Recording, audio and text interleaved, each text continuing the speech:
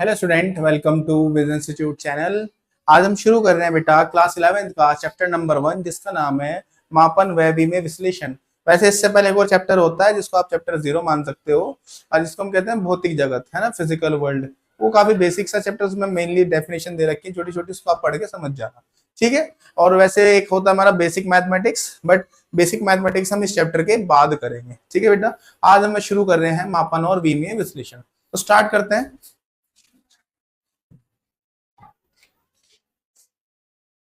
तो पहला जो हमारा टॉपिक है उसका नाम है फिजिकल क्वांटिटी। क्या है? भौतिक राशियां। भौतिक राशियां ऐसी राशियां जिनको आप माप सकते हो, जिनको आप क्या कर सकते हो, माप सकते हो। क्या कहलाते हैं? भौतिक राशियां कहलाते हैं। फॉर एग्जाम्पल, स्टाइलस है, आप इसकी लंबाई माप सकते हो, है ना। या आपके पास टाइम है, मैं कहूँ आपको भाई 5 बजे आना है, तो आप एग्जैक्ट 5 बजे आ सकते हो ना। कैसे? टाइम को मेजर करके, टाइम को माप कर, है ना। आप चीजों का वेट, है ना, द्रव्यमान आप माप सकते हो। सिंपल है। आप दूरी माप सकते हो कि भाई यहाँ से दिल्ली की दूरी कितनी है, दूरी को आप माप सकते हो। तो लंबाई को माप सकते हो, बल को माप सकते हो, कार्य को माप सकते हो, शक्ति को माप सकते हो। सब चीजें क्या होगी? भौतिक राशि होंगी हमारी। ठीक है। अब कुछ राशि ऐसी, अगर आप बोलो सर फिर अभौतिक राशि क्या होगी? अभौतिक राशियां आप उनको समझो जिनको आप मेजर नहीं कर सकते। कैसे? जैसे किसी इंसान के इमोशन, जैसे किसी इंसान के इमोशन। भाई ये बात हो, अगर मैं दो इंसान आपको ऐसे दूं, एक इंसान ये है और एक इंसान ये है, तो मेरे ख्याल से आप इनकी हाइट वैसे बता सकते हो, इसकी हाइट ज्यादा होगी मेजर करके, इसकी हाइट सर कम होगी। बट अगर मैं पूछूं कि मुझे बताओ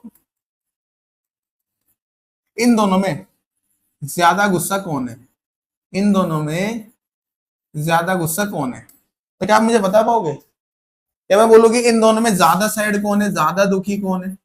बताओ, क्या आप मुझे बता पाओगे? ये कौन ज्यादा खुश है इन दोनों में? आप मुझे बता पाओगे? नहीं बता पाओगे, क्योंकि आप इमोशन को मेजर नहीं कर सकते। ऐसी चीज को हम कहते हैं अभौतिक राशि। तो बताओ जरा मुझे एक बार, जल्दी से बताओ, क्या होती है भाई भौतिक राशियां? वे राशियां जिन्हें आप प्रत्यक्ष रूप से माप सकते हो, क्या कहलाती है? भौतिक राशि कहलाती है। क्या कहलाती है? भौतिक राशि कहलाते हैं। जैसे जैसे आप किसी की लंबाई को माप सकते हो, है ना भाई, इसकी हाइट कितनी है ना। आप द्रव्यमान माप सकते हो किसी का कि भाई ये 5 किलो का है, 6 किलो का है, 7 किलो का है, माप सकते हो। आप टाइम माप सकते हो, है ना, कि भाई 3 बज रहे हैं, 12 बज रहे हैं, कितने बज रहे हैं, आप ऐसे टाइम माप सकते हो। तो ये सब चीजें क्या हो जाएंगी? आपकी भौतिक राशि हो जाएंगी। भौतिक राशियों को भी तीन चीजों में डिवाइड किया गया है। पहला मूल राशि, दूसरा व्युत्पन्न राशि, और तीसरा पूरक राशि। ठीक है। मूल देखो जिसमें लग जाएगा, फंडामेंटल मूल जिसमें लग जाएगा, समझो उसी चीज की शुरुआत वहां से हुई है। जैसे अगर मैं आपसे बोलूं कि भाई इंग्लिश, जैसे फिजिक्स की जगह मान लो इंग्लिश पढ़ते हम, तो इसमें मैं अगर बोलूं भाई इंग्लिश में मूल राशियां क्या होंगी, जब आप एलकेजी में सबसे पहले नर्सरी में स्कूल गए थे, जब आप सबसे पहले नर्सरी में स्कूल गए थे, तो आपको टीचर ने क्या पढ़ाया था? आपको टीचर ने पढ़ाए थे अल्फाबेट्स। क्या पढ़ाए थे? अल्फाबेट्स। इंग्लिश इनसे तो बनी है, इनका अपना सबका क्या है? एक अपना वजूद है। अपना सबका क्या है? वजूद है भाई। ए को बी से कोई मतलब नहीं है, सी को बी से, डी को एफ से, किसी को कोई मतलब नहीं है। मतलब क्या एक ही चीज से मिलकर बना है? सर नहीं बना। ए का अपना वजूद है, बी का अपना वजूद है, सी का अपना वजूद है। तो ऐसी चीज को हम कहते हैं मूल। क्या कहते हैं? मूल कहते हैं। तो जैसे अगर आप फिजिक्स के इंग्लिश में ट्रांसफर करो, तो इंग्लिश में सबसे पहले आपको क्या पढ़ाया गया था? ABCD, alphabets. तो अल्फाबेट्स हमारे क्या हो गए? उसमें मूल राशि हो गए। किसके? इंग्लिश के मूल राशि हो गई। अब ऐसे ही फिजिक्स में होती है। ठीक है। जैसे कितने अल्फाबेट्स होते हैं? 26 होते हैं। कितने अल्फाबेट्स होते हैं? 26। तो ऐसे ही आपसे पूछ रहा कितनी मूल राशियां होती है, मूल राशियां होती क्या? तो मैंने अभी आपको समझाया भाई, अल्फाबेट्स में अपना अपना वजूद होता है ना। क्या ए बी से मिलके बना? नहीं सर। क्या सी डी से मिलके बना? नहीं सर। क्या वाई एम से मिलके बना? नहीं सर। कोई किसी से मिलके नहीं बना, तो उनको हमने क्या बोला? मूल राशि। सिंपल सी बात है। तो वे राशियां जो दूसरी राशियों पर निर्भर नहीं करती, वे राशियां जो दूसरी राशियों पर निर्भर नहीं करती, क्या कहलाती हैं? मूल राशियां कहलाती हैं। देख लो लिखा हुआ है भाई, क्या लिखा हुआ है? वे राशियां जो अन्य राशियों पर निर्भर नहीं करती है, क्या कहलाती हैं? मूल राशियां कहलाती हैं। मूल राशियां कितने प्रकार की होती हैं? मूल राशियां 7 प्रकार की होती हैं। जैसे इंग्लिश में मूल राशियां कितने कितने अल्फाबेट है? 26। ऐसे फिजिक्स में कितनी मूल राशियां हैं? 7। कितनी मूल राशियां हैं? 7। कौन कौन सी है?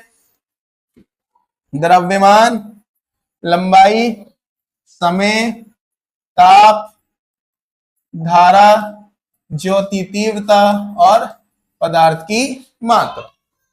कितनी है बेटा? 7 है। कौन कौन सी है? द्रव्यमान, लंबाई, समय, ताप, धारा, ज्योति तीव्रता और पदार्थ की मात्रा। तो आपसे पूछ सकता है टीचर कि बताएं भाई मूल राशियां कितने प्रकार की होती है? तो कितनी होती है? 7 प्रकार की होती है। आपको क्वेश्चन दे देगा कि निम्नलिखित में से कौन मूल राशि नहीं है। आपको 4 ऑप्शन दे देगा। मान लो एक ऑप्शन में आपको द्रव्यमान दे रखा है, एक ऑप्शन में आपको लंबाई दे रखी है, एक ऑप्शन में आपको दे रखी है ज्योति तीव्रता, और एक डी ऑप्शन में आपको लिख दिया बल। क्या लिख दिया? बल। और आपसे कहते कि बताओ इन चारों में से मूल राशि कौन नहीं है। तो इन 7 के अलावा अगर आपको कोई भी लिखा हुआ दिख जाए वो मूल राशि नहीं होगा। क्लियर है इतनी बात? आप बोलेगे सर ये भी मूल राशि है, सर ये भी मूल राशि है, सर ये भी मूल राशि है। इन 7 में बल नहीं आया सर, इसका मतलब उसका आंसर क्या हो जाएगा? बल हो जाएगा। तो बल मूल राशि नहीं है। आगे बात समझ। तो मूल राशियां केवल 7 होती हैं। उन 7 को आपको बहुत अच्छे से याद रखना है। द्रव्यमान, लंबाई, समय, फिर ताप, धारा, ज्योति तीव्रता और पदार्थ की मात्रा। और पदार्थ की मात्रा। क्लियर है भाई इतनी बात? समझ में आ गया सब बच्चों को? आगे चलते हैं। फिर आते हैं व्युत्पन्न राशियां। देखो इंग्लिश से अगर आप रिलेट करके चलोगे तो आपको समझ में आ जाएगा व्युत्पन्न राशियां कैसे। इंग्लिश के अंदर मूल राशि कौन थी सर? अल्फाबेट्स, है ना? ABCDFG। ठीक है भाई इतनी बात। अब जो वर्ड्स होते हैं वो क्या है? व्युत्पन्न राशियां। इंग्लिश के अंदर वर्ड्स क्या है? जैसे मैं लिख दूं स्टॉप, तो अल्फाबेट से तो मिलके बना है। किससे मिलके बना है? अल्फाबेट से। मैं लिख दूं मैंगो, मैंगो, ए भी अल्फाबेट यानी कि मूल राशि, एम भी अल्फाबेट मतलब मूल राशि। तो वर्ड्स क्या हो गए? व्युत्पन्न राशि, जो किससे मिलकर बनी है? मूल राशियों से मिलकर बनी है। ऐसे फिजिक्स में मूल व्युत्पन्न राशि क्या होंगी? ऐसी राशियां जो मूल राशियों से मिलकर बनी है। ऐसी राशियां जो मूल राशियों से मिलकर बनी होती हैं क्या कहलाती हैं? बताएं बेटा क्या कहलाती हैं? व्युत्पन्न राशियां कहलाती हैं। तो लिखा हुआ है वे राशियां जो मूल राशियों से मिलकर बनी होती है, या कह सकते हो वे राशियां जो अन्य राशियों पर निर्भर करती हैं क्या कहलाती हैं? व्युत्पन्न राशियां कहलाती हैं। जैसे इंग्लिश में वर्ड्स कितने होंगे सर? बहुत सारे वर्ड हैं। ऐसे बेटा फिजिक्स में व्युत्पन्न राशियां भी बहुत सारी होती है। मैंने कुछ एग्जांपल लिख दिया यहाँ पर। वैसे फिर भी चाल हो गया, वेग हो गया, बल हो गया, कार्य हो गया, त्वरण हो गया, आदि। आदि मतलब उन 7 को छोड़कर, उन 7 को छोड़कर बाकी आप जो भी पढ़ोगे, ताप पढ़ोगे, है ना, कार्य पढ़ोगे, शक्ति पढ़ोगे, बलागुण पढ़ोगे, की तीव्रता, जो भी आप पढ़ोगे सब के सब चीजें क्या हो जाएंगी? व्युत्पन्न राशि के अंदर आएंगी। सब के सब चीजें किसके अंदर आएंगी? व्युत्पन्न राशि के अंदर आएगी। क्लियर है इतनी बात? उसके बाद पूरक राशियां। उसके बाद पूरक राशियां, जरा इसको समझो। पूरक राशियां 2 प्रकार की होती हैं। कौन कौन से होते हैं? कोण और घन कोण। कौन कौन होते हैं? कोण और घन कोण होता है। कौन सब बच्चों ने पढ़ी रखा है भाई? कोण बराबर क्या होता है? चाप बटे त्रिज्या। घन कोण क्या होता है? वो आगे पढ़ेंगे। तो हमारे पास मूल राशि कितनी है? 7 होती है। कौन कौन सी होती है? द्रव्यमान, लंबाई, समय, ताप, धारा, ज्योति तीव्रता और पदार्थ की मात्रा। अब ये सातों के सातों आपस में मिल मिलके नई नई राशियां बनाते रहेंगे। ये सातों आपस में मिल मिलके क्या करते रहेंगे? नई नई राशियां बनाते रहेंगे। उन नई राशियों को हम क्या कहते हैं? व्युत्पन्न राशियां कहते हैं। ऐसी राशियां जो मूल राशियों से मिलकर बनी है व्युत्पन्न राशियां कहलाती है। उसके अलावा 2 जो राशियां हैं वो थोड़ा अलग है। एक तरीके से वो भी मूल राशि की कैटेगरी में आती है ना, बट वो मैथमेटिक की कैटेगरी हो गई है ना। कौन? एक तो आपका एंगल यानी कि समतल कोण, एक आपका 3D एंगल यानी कि आपका घन कोण। ठीक है, होता क्या वो आगे पढ़ाएंगे। आगे चलते हैं जरा। तीनों प्रकार पढ़ा दिया आपको। अब एक नोट देख लो पहले। नोट क्या लिखा है बेटा? कि जो भौतिक राशि होती है, जो आपकी भौतिक राशि होती है वो किसके इक्वल होती है? वो होती है भाई परिमाण यानी कि आंकिक मान प्लस उसका मात्रक। जैसे समझो बेटे, देखो मात्रकों की नीड क्यों होती है हमें? एन तो हमारा आंकिक मान हो गया और ये हो गया हमारा मात्रक। अब मात्रक बहुत जरूरी है। मात्रक बहुत जरूरी है बेटा क्लासिफाइड करने के लिए, चीजों को सामने वाले को बताने के लिए कि हाँ भाई मैं इस चीज के बारे में बात कर रहा हूं। जैसे मैं बोल दूं, आपको गैस करना है मैं किसके बारे में बात कर रहा हूं। मैं कह दूं कि भाई 10 है। क्या है? 10 है। तो मैं किस चीज के बारे में बात कर रहा हूँ बेटा? टाइम के बारे में बात कर रहा हूँ, लंबाई के बारे में बात कर रहा हूँ, द्रव्यमान के बारे में बात कर रहा हूँ, मैं किस चीज के बारे में बात कर रहा हूँ? अगर मैं से लिख दूं कि भाई 5 है फिलहाल तो, है ना, या मैं कह दूं आज तो भाई 20 है ना, आज क्या है 20 है, या मैं कह दूं भाई आज क्या है 50 है, तो बताओ मैं किस चीज के बारे में कहां पे क्या बात कर रहा हूँ? मुझे बता सकते हो क्या कि सर आप यहाँ लंबाई के बारे में बात कर रहे हैं, कि सर आप यहाँ टाइम के बारे में बात कर रहे हैं? आप ऐसे बता सकते हो? आप नहीं बता सकते। बट अगर मैं लिख दूं आज तो भाई 10 सेकंड लिख दूं, क्या लिख दूं? सेकंड लिख दूं, तो सेकंड लिखते तुम्हें समझ में आ गया सर आप तो यहां जो है टाइम के बारे में बात कर रहे हो। किसके बारे में बात कर रहे हो? टाइम के बारे में बात कर रहे हो, समय के बारे में बात कर रहे हो। तो आंकिक मान और उसका मात्रक दोनों होना जरूरी है, तभी तो आपको समझ में आएगा कि भाई सामने वाला किस चीज के बारे में बात कर रहा है। मैं लिख दूं कि भाई यहां पर है 50 kg, आपको समझ में आ जाएगा सर आप तो द्रव्यमान के बारे में बात कर रहे हो, आप तो द्रव्यमान के बारे में बात कर रहे हो, है ना। तो देख लो आंकिक मान और साथ में क्या है उसका मात्रक। ठीक है भाई, द्रव्यमान हो गया। अगर मैं लिख देता 20 मीटर, अगर मैं क्या लिख देता 20 मीटर, तो आप बोलते सर आप तो दूरी या मान लो लंबाई के बारे में बात कर रहे हो। सर किसके बारे में बात कर रहे हो? लंबाई के बारे में बात कर रहे हो। तो देख लो आंकिक मान और साथ में क्या बेटा मीटर, सिंपल है। अगर मैं लिख देता 5 एम्पियर, 5 एम्पियर, एम्पियर करंट के लिए यूज होती है, धारा के लिए यूज होती है, तो आपको चल जाएगा सर अब धारा के बारे में बात कर रहे हो। अब मुझे बताओ अगर मैं खाली नंबर नंबर लिख रहा था, आपको समझ आ रहा था क्या कि मैं कहा धारा के बारे में बात कर रहा हूँ, कहा समय के बारे में बात कर रहा हूँ, कहा लंबाई के बारे में बात कर रहा हूँ? समझ नहीं आ रहा था ना बेटा? जैसे ही मैंने मात्रक लगाए, जैसे ही मैंने मात्रक लगाए, सब कुछ समझ में आने लगा, सब कुछ समझ आने लगा ना भाई। तो इसीलिए कोई भी जो भौतिक राशि है वो आंकिक मान प्लस मात्रक पर डिपेंड करती है। तो कोई भी फिजिकल क्वांटिटी जो है वो होती है n इंटू यू, या इसको आप लिख सकते हो वो होती है n1u1 बराबर n2u2। ये आगे बताऊंगा इसका क्या मतलब होता है n1u1 बराबर n2u2। अगर आप यूनिट भी चेंज करोगे, अगर आप मात्रक भी चेंज करोगे तो वो हमेशा इक्वल रहता है। जैसे n1 है मेरा 5, u1 है मेरा किलोग्राम, ठीक है भाई, ये बराबर होगा अगर मैं n2 कितना लिख दूं 5000, और इसको मैं क्या लिख दूं ग्राम। यार 5 किलोग्राम को मैं 5000 ग्राम के बराबर लिख सकता हूं ना? बताओ लिख सकता हूं ना भाई? काफी सिंपल सी बात है। तो इसलिए किसी भी क्वांटिटी का n1u1 बराबर होता है उसके n2u2 के। आगे काम आएगा काफी ज्यादा, आगे बात समझ। तो कोई भी भौतिक राशि अपने आंकिक मान और अपने मात्रक से मिलकर बनती है। मूल मात्रक सेम जो मूल राशियां थी, मूल राशियां क्या थी? ऐसी राशियां जो दूसरी राशियों पर निर्भर नहीं करती। यहाँ कह सकते हैं ऐसे मात्रक जो दूसरे मात्रकों से मिलकर नहीं बने होते, या मूल राशियों के मात्रकों को ही क्या कहते हैं? मूल मात्रक कहते हैं। ऐसे मात्रक जो किसके साथ लगेंगे? मूल राशियों के साथ लगेंगे, उन्हें हम क्या बोल देंगे? मूल मात्रक बोल देंगे। सिंपल सी बात है। मूल राशियां कितनी है जल्दी बताओ फटाफट, मूल राशियां कितनी है बेटा? 10 है? अरे 10 है, 11, 8 या 7? कितनी है बताओ? सर 7 है। कितनी है? 7 है। तो 7 मूल राशियां हैं, तो 7 ही क्या होंगे हमारे? मूल मात्रक होंगे। 7 ही क्या होंगे हमारे? मूल मात्रक होंगे। अब कौन कौन से होंगे? व्युत्पन्न मात्रक खुद देख लेना। जैसे व्युत्पन्न राशियां था किससे मिलकर बनते हैं? मूल राशि से मिलकर बनती है व्युत्पन्न राशियां, और मूल मात्रक से मिलकर बनते हैं व्युत्पन्न मात्रक। ठीक है बेटा, ये कोई इतनी बड़ी बात नहीं थी। मेन जो बात है वो अब शुरू होगी आपकी, ये काफी इंपॉर्टेंट है। पीछे का जितना पढ़ा है बेटे भूल जाओ, ठीक है। बट जो अब पढ़ाऊंगा जो टेबल है बेटा इसको मत भूलना, ठीक है, इसको मत भूलना। किसको भाई? जो यहाँ पर ये टेबल लिखी हुई है, ये टेबल आपको नहीं भूलनी है बेटा, ये टेबल आपको नहीं भूलनी है। क्या लिखा हुआ है? मूल राशियां। इधर क्या लिखा हुआ है? मूल मात्रक। मूल राशियां कितनी थी पढ़ाया था सर? 7। मूल मात्रक कितने थे? 7। किसका कौन होगा देख लेते हैं जरा बेटे।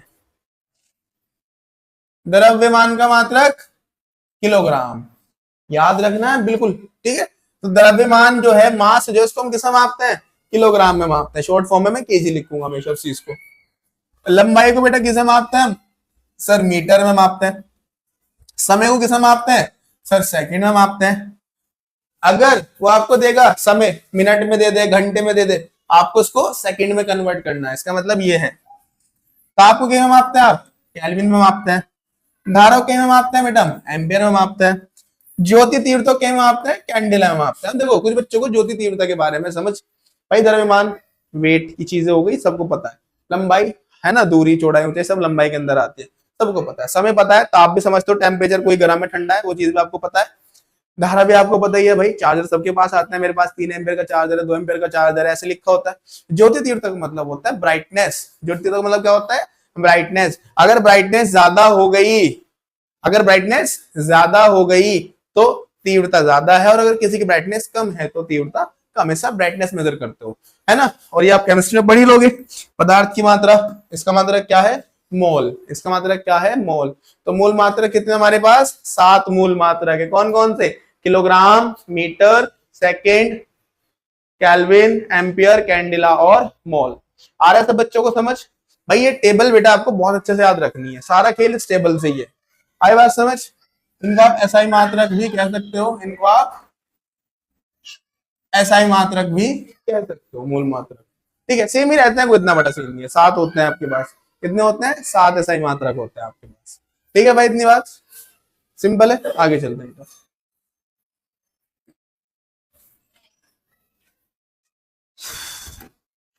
अगला टॉपिक क्या है भाई? पूरक राशियां। अब इसको थोड़ा ध्यान से समझना। देखो मैंने बताया था पूरक राशि दो होते हैं, कौन कौन सी? एक तो होता है समतल कोण। अरे पिज्जा देख के भूख तो लग गई तुम्हें समझ लो भाई। एक तो होता है समतल कोण, और एक क्या होता है बेटा? घन कोण। अब पिज्जा क्यों लिया सर आपने फिर? तो बेटा समतल कोण जो है वो बनता है सर्कुलर में। किसमें बनता है? सर्कुलर शेप में। सबसे अच्छा एग्जाम्पल उसका पिज्जा ही हो गया हमारा, है ना। ये किसके लिए बता रहा हूं आपको मैं? ये बता रहा हूं मैं आपको समतल कोण के लिए। किसके लिए बता रहा हूं? समतल कोण के लिए। इसमें क्या होता है? सर्कुलर शेप होती है ऐसे। ऑरिगेनो वगैरह डाल के खाए भाई इसको। क्या सर मुंह में पानी ला दिया। अच्छा सुनो बेटे, एक सर्कल है, इसका सेंटर है। आपको पता है पिज्जा रेडियस में आता है 6 इंच, 9 इंच ऐसे, है ना। इसकी रेडियस हो गई पिज्जा की, है ना। सर्कल की क्या हो गई आपकी? रेडियस हो गई। कितनी? आर। कितनी? आर। अब जब आप खाओगे, आप ऐसे स्लाइस कट करोगे ना भाई, पिज्जा खाना है तो यार स्लाइस ही तो निकाल के खाओगे। एक मेरा स्लाइस, एक तुम्हारा स्लाइस। तो जब आप स्लाइस निकाल लोगे, आप जब यहां से पूरा स्लाइस गायब कर दोगे, खा लोगे इसको, है ना, ये कट हो गया। ठीक है भाई। अब ये आपका सेंटर था, ये रेडियस हो गई। आपने इतना यहां से यहां तक का पिज्जा खा लिया है। इसको हम कहते हैं आर्क, यानी कि चाप। क्या कहते हैं इसको? हम चाप कहते हैं। क्या कहते हैं बेटा? चाप। और जो ये हिस्सा यहां से गया, ये एंगल बना गया होगा कुछ, उसको हम कह देंगे थीटा। क्या कह देंगे? थीटा। सब बच्चों ने पढ़ रखा है कोण बराबर क्या होता है? कोण बराबर होता है सर चाप बटे त्रिज्या। कोण बराबर होता है सर चाप बटे त्रिज्या। कोण होता है थीटा। ठीक है, कोण होता है थीटा। और भाई चाप होता है आपका कितना? A B. अरे कितना चाप लगाया तुमने? ए बी लगाया है ना। कितना चाप लगाया है? ए बी लगाया है। इसकी रेडियस कितनी है? आर है। इसकी रेडियस कितनी है? आर है। ये हो गया आपका समतल कोण। ये क्या हो गया आपका? समतल कोण हो गया। अरे समझ आ रहा है क्या भाई इतना? ये क्या हो गया आपका? समतल कोण हो गया। ठीक है भाई। अब जरा और सुनो, जैसे आपका पिज्जा था भाई, अब आप इसको मैक्सिमम कितना खा सकते हो? अगर आपसे पूछ ले भाई, पहले तो आपने इसको इतना खाया था सिर्फ, है ना, आपने यहां से खाना शुरू करा और आप यहां तक का पिज्जा आप खा गए। ठीक है सर, भूख लगा रहे हो सर आप, और कुछ नहीं, कोई बात नहीं बेटे, मंगा लियो। थीटा मैक्स, थीटा मैक्स कितना होगा? तो अगर आप यहां से खाना शुरू करो पिज्जा, आप सारे स्लाइसेस खा लो। जब आप सारे स्लाइसेस खा लोगे तो आप यहाँ पहुंचोगे वापस, पूरा घूम जाएगा। और एक पूरा सर्कल कितना एंगल बनाता है आपका? 360। या मुझे आप इतना बताओ, पूरे सर्कल की सरकमफ्रेंस, ये जो आपका चाप है, ये पूरा कितना बनेगा? सर ये तो वृत्त की परिधि बन जाएगा। ये क्या बन जाएगा? वृत्त की परिधि। तो चाप जो है इस केस में क्या होगा? वृत्त की परिधि, जो क्या होती है? 2πr बटे में कितना? आर। ही आपका आर से आर कट जाएगा। तो थीटा मैक्स कितना बन जाएगा आपका? सर थीटा मैक्स हो जाएगा 2π। बेटे पाई होता है 180 और 2π होता है 360 डिग्री। 2π कितना होता है? 360 डिग्री। मात्रक वैसे लिख रखा है मैंने इसका, क्या होता है? रेडियन। क्या होता है इसका मात्रक? रेडियन। सब बच्चों को समझ आ गया भाई? कोई दिक्कत?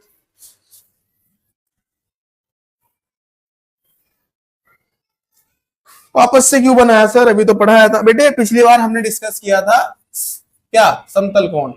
अब डिस्कस करेंगे क्या हम, घन कोण। अब क्या डिस्कस करेंगे, घन कोण डिस्कस करेंगे। तो घन कोण को फील करो, एक गोला है आपके पास ऐसे, है ना, एक आप कश्मीर में गए घूमने और वहां पे आपने सिर्फ बर्फ से एक गोला बना दिया, अच्छा सा बड़ा सा स्नोमैन बनाता है ना, बड़ा सा गोला बनाया, और जो बर्थडे कैप होती है ना कॉनिकल शेप, उसका भी एक तरफ से ऐसे उसके अंदर, है ना, ऐसे घुसा दो उसके अंदर।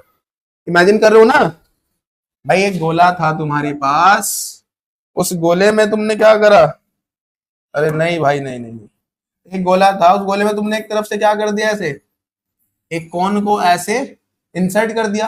तो यहाँ पर कैसी आकृति बनेगी, कोन जैसी आकृति बनेगी ना। अब ये जो कोन एंगल बनाएगा, ये वाला एंगल, इस एंगल को हम कहते हैं ओमेगा। क्या कहते हैं इस एंगल को हम, ओमेगा। ये ओमेगा ही, ठीक है, ये देखो ये आया हुआ है ना, देखो इसके अंदर एक कोन है ना, किसके अंदर, एक गोले के अंदर एक कोन आया हुआ है, देखो, है ना। इसकी रेडियस है आपकी आर, वही ये वाला एंगल कितना बनता है बेटा, ये बताया मैंने आपको सर, ये बनता है ओमेगा। और ये ना बेटा एरिया कवर करता है, ये क्या कवर करता है, ये कवर करता है एरिया। क्या कवर करता है, एरिया, यानी कि क्षेत्रफल। तो जैसे जो कोण होता है वो होता है चाप बटी त्रिज्या, ऐसे ही आपको याद रखना है घन कोण। तो घन कोण का जो फॉर्मूला होता है वो होता है आपका क्षेत्रफल बटे त्रिज्या का स्क्वायर, क्षेत्रफल बटे त्रिज्या का स्क्वायर। ओमेगा बराबर होता है ए या डी, ए छोटा सा क्षेत्रफल लिया ना, डी अपॉन आर स्क्वायर, ये लिख सकते हो। अगर आप बात करो ओमेगा मैक्स की, किसकी बात करो, ओमेगा मैक्स की, तो बेटा अगर हम ओमेगा मैक्स की बात करें तो आपको पूरा का पूरा ये स्फेयर जो आपका पूरा का पूरा जो गोला है, आपको वही कवर करना पड़ेगा। और पूरे गोले का क्षेत्रफल कितना होता है सर, गोले का क्षेत्रफल होता है 4 पाई आर स्क्वायर। ये पूरा क्षेत्रफल हो गया, डिवाइड में कौन है, आर स्क्वायर, कट जाएगा, ओमेगा मैक्स बराबर हो जाएगा 4 पाई, और 4 पाई का मतलब होता है 720, और मात्रक होता है स्टे रेडियन। तो पूरा राशि दोनों समझ में आ गई। पहला समतल कोण, कोण बराबर होता है चाप बटे त्रिज्या, formula theta is equal to A B upon R, theta max 360 या 2 पाई, मात्रक रेडियन, ठीक है। दूसरा आपका घन कोण 3D है ना, कोई गोला है उसके अंदर एक शंकु घुसा देते हैं, तो वो जो एंगल बनेगा उसको हम क्या कहते हैं, आपको घन कोण ओमेगा से लिखते हैं। घन कोण बराबर होता है क्षेत्रफल बटे त्रिज्या का स्क्वायर, ओमेगा बराबर डी अपॉन आर स्क्वायर। दूसरा ओमेगा मैक्स कितना होता है, 4 पाई या 720 डिग्री। समझ आ रहा है सब बच्चों को, आगे चलते हैं। देखो बिल्कुल बेसिक करा रहा हूं आज का लेक्चर, कि जिसको नहीं भी आता वो भी कर ले बच्चा। भाई ये आपका 110% 11th में जो भी है, यहां से आपके फर्स्ट यूनिट टेस्ट, आपके फर्स्ट यूनिट टेस्ट, और आपके हाफ ईयरली और आपके एनुअल, सब में यहां से क्वेश्चन आएगा। किसके लिए, ये जो लिखा हुआ ना, ये बीमा नहीं है, बीमा है, कभी बीमा करा लो, ठीक है। क्या है, बीमा। तो डेफिनेशन बड़ी सिंपल सी है, इतनी सिंपल है भी नहीं वैसे, नीट तुम्हें पढ़ती भी नहीं है, लिखवानी है बस, लिख लो एक बार। क्या होते हैं बीमा, भाई बीमा वे घाते, बेटा घात को कहते हैं पावर, क्या कहते हैं, पावर। तो बीमा वे घाते होती हैं जो किसी व्युत्पन्न राशि को, जो किसी व्युत्पन्न राशि को व्यक्त करने के लिए उसके मात्रकों पर मूल मात्रकों के रूप में चढ़ाई जाती हैं, ठीक है। तो जैसे कि मान लो मुझे चाल जो है वो एक कैसी राशि हो गई, मेरी व्युत्पन्न राशि हो गई, उसको मुझे लिखना है बीमा की फॉर्म में, तो मैं क्या करूंगा, जो मेरे मूल मात्रक है उनके ऊपर पावर्स लगा दूंगा, ठीक है। तो उसको हम कहते हैं बीमा। आगे बात समझ, अब नहीं भाई कोई बात नहीं, आपको बस ये टेबल याद रखनी है। भाई टेबल जो बता रहा हूं वो आपको सबसे ज्यादा याद रखनी है। टेबल क्या है, टेबल का तो खेल है सारा बेटे। द्रव्यमान को मास कहते हैं, ये सबको लिखवा रखे हैं, इनके मूल मात्रक, द्रव्यमान का मात्रक किलोग्राम, लंबाई का मीटर, समय का सेकंड, ताप का केल्विन, धारा का एम्पियर, ज्योति तीव्रता कैंडेला, और पदार्थ की मात्रा का मोल। पीछे करा दी टेबल, पीछे भी पढ़ाया था, तो ये तो याद हो गई सब बच्चों को। अब हमें ध्यान देना है इस वाले कॉलम पर, वीमा क्या होती है इनकी। भाई ये 7 जो है ना, इनको देख लो अभी ध्यान से। अच्छा ये थीटा है बेटा, क्यों नहीं है, क्या है, थीटा। इनको ध्यान से देख लो, अगले लेक्चर में जब मैं कराऊंगा ना, अभी कितनी है, 7 है, अगले लेक्चर में बेटा 100 में चली जाएगी, ठीक है ना, ऐसे 2.5 सैकड़ा में चली जाएगी, इतनी बीमाएं बना देंगे हम इनसे। क्लियर है इतनी बात, तो ये आपको ध्यान रखना है। तो याद रखो द्रव्यमान या बेटा किलोग्राम, देखो दोनों हिसाब से पूछ सकता है, द्रव्यमान की बीमा बताओ या किलोग्राम की बीमा बताओ? तो क्या होते हैं इनकी बीमा? Capital M. अब याद रखना है बीमा को हमेशा इसी ब्रैकेट में लिखना है। कुछ बच्चे डिजाइन निकालते हैं कि ऐसे ऐसे करके बनाएंगे सर हम तो ऐसे ऐसे करके, आगे बात समझ, बीमा को इसी ब्रैकेट में लिखना है। लंबाई को लेंथ कहते हैं, ठीक है भाई, तो इससे एल ले रखा है। लंबाई की बीमा कितनी है आपकी? एल। समय को क्या कहते हैं बताओ जल्दी? टाइम कहते हैं। तो बताओ इसकी बीमा क्या होगी? सर टी होगी। बड़ा अच्छी बात है भाई। अब देखो टेम्परेचर को लिखते तो टीटी 2 की हो जाती ना, इसलिए इसकी बीमा लिख रखी है थीटा। क्या लिख रखी है इसकी बीमा? थीटा। धारा की होती है एम्पियर यानी कि ए, धारा की ए, ठीक है, ज्योति तीव्रता की सीडी और पदार्थ की मात्रा की मोल। अब सुनो 11th क्लास में, कौन सी क्लास में? 11th क्लास में सिर्फ इन चारों का ही ज्यादा यूज होगा। देख लो, तुम्हें 7 भी याद नहीं करा रहा मैं, तुम्हें 7 भी याद नहीं करा रहा। द्रव्यमान की एम, लंबाई की एल, समय की टी और ताप की थीटा। द्रव्यमान की एम, लंबाई की एल, समय की टी और ताप की थीटा। इतना याद हो जाएगा नहीं हो जाएगा ये बताओ? इतना याद हो जाएगा सब बच्चों को? पक्का याद हो जाएगा ना? इतना तुम्हें अगले लेक्चर में याद करके आना है ये, ठीक है? इतना तुम्हें बिल्कुल अगले लेक्चर में क्या करके आना है? याद करके लाना है कि रात को अगर घर में चोर भी आ जाए तो पहले खड़े होकर तो ये कहना, हाँ भाई लंबाई की एल, द्रव्यमान की एम, ऐसे, ठीक है? इतना अच्छे से याद करना है बेटे, क्योंकि इनसे ही मैं अगले लेक्चर में इतनी सारी बीमाएं बनाऊंगा, आपको पता भी नहीं चलने कि कैसे होगा। तो 4 तो याद कर लोगे यार, इंटेलिजेंट बच्चे हो तुम। लंबाई की एल है ना, मास की यानी कि द्रव्यमान की एम, समय कितनी हो जाएगी टी और ताप की कितनी हो जाएगी थीटा। याद हो जाएगी? ठीक है, टेबल देख लो, काफी ध्यान से याद करनी है। अब अच्छा खत्म हो गया, ठीक है। सो लेक्चर तो वैसे खत्म हो गया, बट कुछ चीजें और सुनो। एक नोट बता के जाता हूं तुम्हें, काफी तुम्हारे काम आएगा, तुम भी कहोगे हाँ सर अच्छा बताया आपने हमें जो भी बताया। ठीक है भाई, नोट सुनो जरा, एक नोट सुनो बेटे। हाँ भाई, नोट ये है कि लंबाई हो जाए, चौड़ाई हो जाए, ऊंचाई हो जाए, ठीक है भाई, दूरी हो जाए, विस्थापन हो जाए, त्रिज्या हो जाए, आयाम हो जाए, तरंग दैर्ध्य हो जाए, तरंग दैर्ध्य हो जाए, और बताओ लंबाई हो गई। अरे ये क्या बन गया? आयाम हो जाए, तरंग दैर्ध्य हो जाए, लंबाई चौड़ाई ऊंचाई, ठीक है, इतना ही होगा, आगे जाएगा बता दें। हाँ हाँ हाँ ठीक है, व्यास, व्यास हो जाए बेटा। इन सब की बीमा आपको एल रखनी है, इन सब की बीमा आपको एल रखनी है। अरे क्लियर है क्या भाई?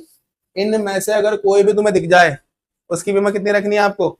एल रखनी है। आगे ना बात समझ बेटे, ये नोट है, देखो सुनो। अभी मैं तुम्हें क्या बताऊंगा, मैं तुम्हें कहूंगा कि भाई चाल की बीमा, अगले एक्सरसाइज याद कर रहा हूँ। चाल की बीमा बताओ, चाल की बीमा, चाल बराबर क्या होता है? दूरी बटा समय। चाल बराबर क्या होता है? दूरी बटा समय। दूरी कितनी है? दूरी दूरी है ना, दूरी की बीमा एल, समय की बीमा टी। अरे मैंने लिखवाई थी टी की 1 है, ऊपर भेजेंगे -1, तो क्या हो जाएगा? L T -1। फिर ऐसे मैं आपसे पूछ लूंगा बल की बीमा, बल की बीमा। तो ऐसे बेटा मुझे हर एक चीज की बीमा निकालनी आनी चाहिए, ये पढ़ेंगे हम अगले लेक्चर में, ठीक है भाई? तो आज इतना ही छोड़ते हैं बेटा। उम्मीद है सब बच्चों को समझ आ गया होगा अच्छे से, और अगर हमें बेटे समझ आ रहा है आप सब बच्चों को तो हमें फॉलो करें बेटा, ज्यादा ज्यादा शेयर करें हमें, और अपना फीडबैक कमेंट के थ्रू हमें देते रहे। कोई डाउट हो या कुछ आपको लगे कि सर आपकी चीज इंप्रूव करनी है, आप हमें वो भी सजेस्ट करें बेटा। आई बात समझ? आज के लिए इतना ही, मिलते हैं लेक्चर में, तब तक के लिए बाय।